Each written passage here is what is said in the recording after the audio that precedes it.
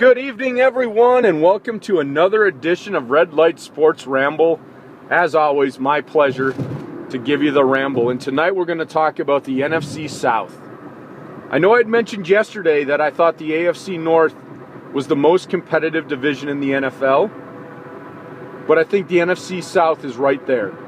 These four teams are going to battle it out, folks.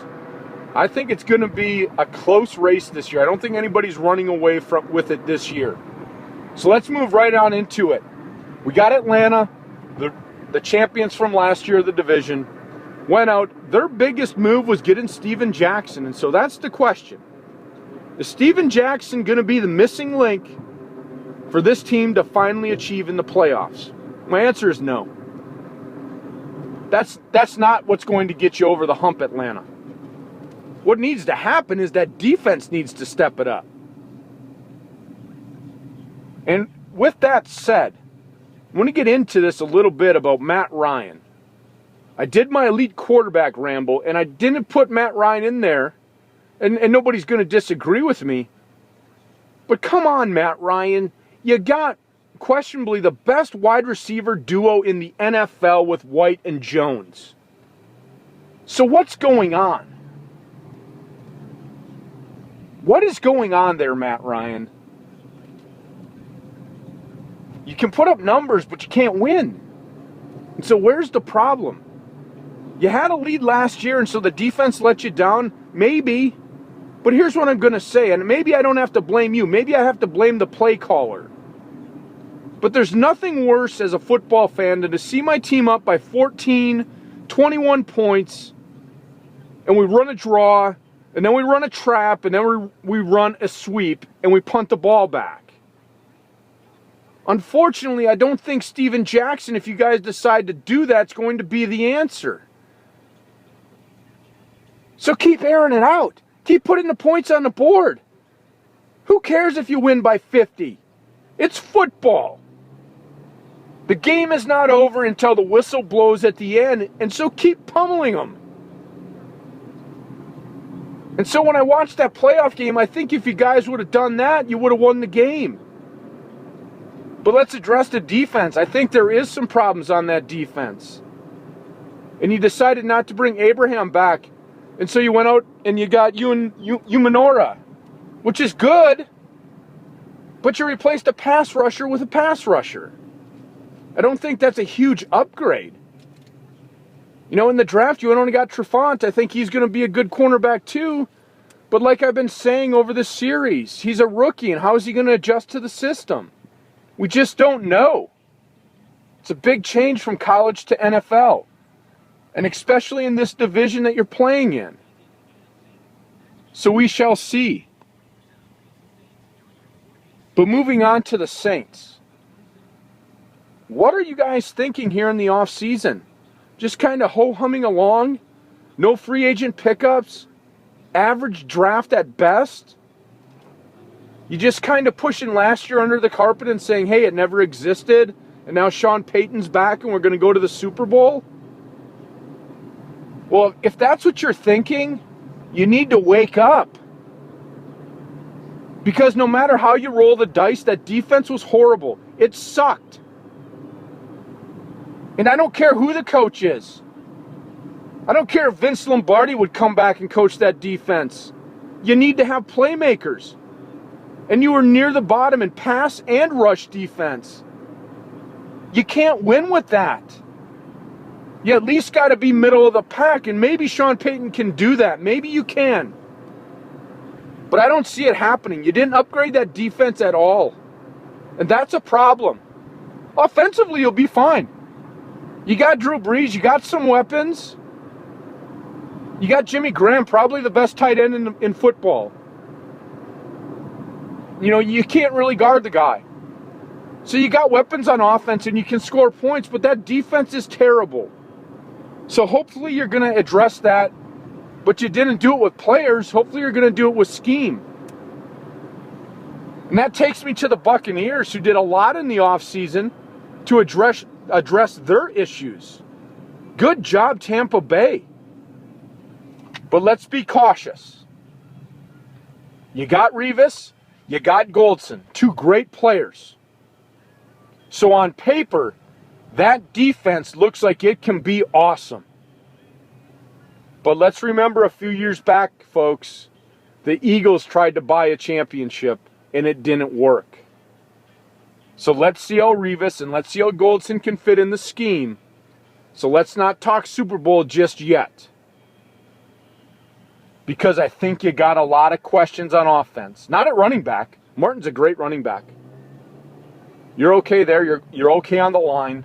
You got Vincent Jackson on the outside. But you got a quarterback named Josh Freeman. There's where my problem lies. I'll tell you, if I was a Buccaneer fan, I would be scratching and pulling my hair out every week. Because one week, Josh Freeman, you look like an all-pro. You got the tools, you got the size, you got the speed, you got the arm, and you look like an all-pro some weeks. But then a week later, you poo the bed, and you look like you never played quarterback before. So what's it going to be, Josh Freeman? Where's the consistency going to come from? You need to get it. You don't need to be all-pro every week, but you can't be crap every week.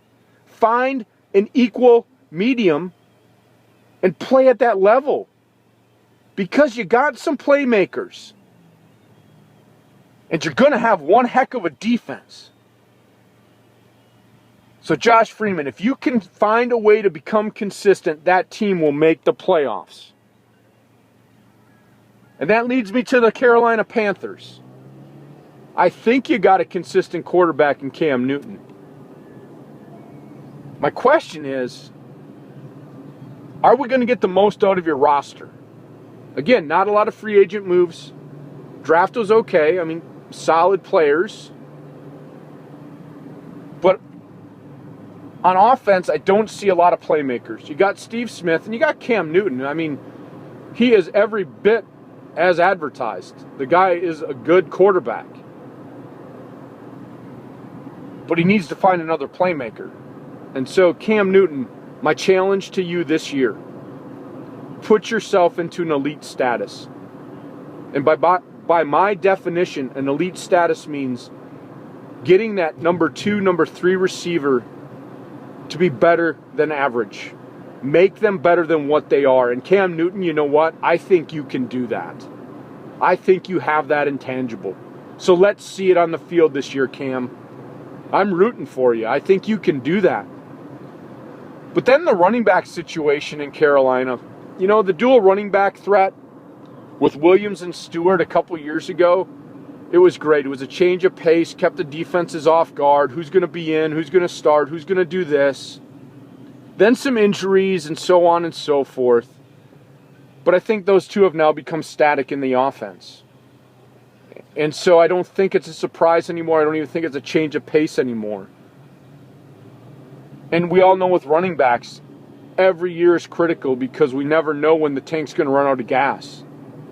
And I'm not saying it has for both of those players because I think they both can be 1,000-yard rushers if they were the number one back. But I'm just seeing what I saw last year is just static play. Nothing exciting, nothing that makes me go wow and ooh. So I think you're going to have to do something in the backfield. Not change the personnel, but change what you're doing with them. Just change it up a little bit. And defensively, not a terrible defense, not a great defense. You got the Rookie of the Year in Kuechly. Just admire how that guy plays. Man, the guy's got a motor and just tackles and hits people. It's awesome. He's what a football player should be. And you got John Beeson on that defense too, and there's another football player. Just hard mouth, smash mouth, hit 'em up football. And so I think you got a lot of hitters on that defense. I think you just need them to get to play at a consistent level week in and week out. Not try to do too much. Because again, outside of Beeson and Kuechly, not a lot of superstars. Just have them play within their means and just not have bad weeks. You need 11 guys playing on the same page. And I think if you do that, I think you can have a pretty good year. So let's see how this division's going to roll out, folks. I still see Atlanta defending as champions and rolling up in first place. But I see with the moves, and I'm going to give Revis and Goldson the benefit of the doubt that they're going to come in and catch on with that scheme and that defense is going to be killer, and they're going to finish in second. The Saints have a killer schedule. It's a tough one when I went through it. Holy cow. So with that said, and with not improving that defense, I'm actually going to give you a third place finish, but I think the Panthers are going to be right there on your tail. Like I said, this is going to be a competitive division, folks. It's going to be fun to watch. But with that said, again, my predictions: Falcons, Buccaneers, Saints, Panthers, rolling up in that order. Thanks again for listening. I'll see you at the next red light. Enjoy the weekend.